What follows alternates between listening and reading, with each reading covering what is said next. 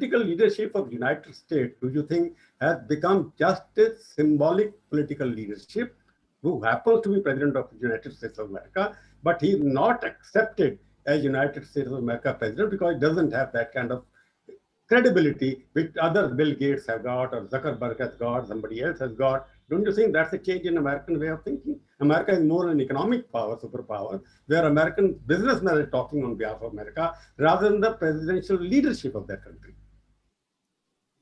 No, that is a factor, Prabhu, of what Trump is, because he's both isolationist.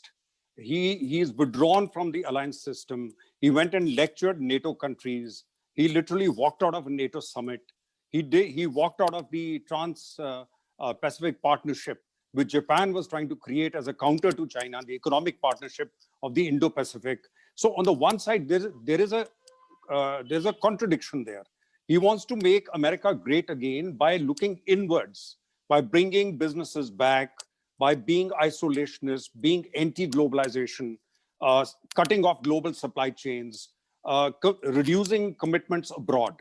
By the same time, he wants to also strut around and be taken seriously all over the world. So I think what he has done is something probably which was overdue, because on the positive side, he's the first US president who has directly confronted China.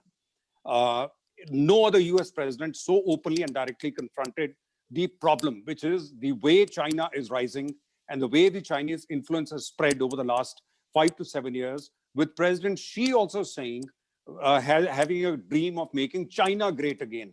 Now, Mr. Modi wants to make India great again. Now, there are many guys trying to make their own countries great again. But in the process, what's happened is that you have the linkages and the confrontation, which that is causing. You may have a Quad then to contain, but we got the Chinese sitting in Ladakh across the LAC. Part of that is the Chinese perceiving you as joining this threatening alliance in their mind, which they realize will be a challenge to them, to their rise, to their becoming the predominant power in the world, definitely the predominant power in Asia. So I think we are in a very dangerous time when trade groupings like WTO, they've been debased. UN's role itself is debased. Human Rights Council, America has quit them, and look at the countries which have got elected to it. Saudis, and you got all kinds of countries elected to the Human Rights Council, which have little commitment to human rights. So therefore, international institutions, financial and political, as well as the alliance systems involving trade, commerce, these are all now seen as broken things. Is Trump capable of reinventing them?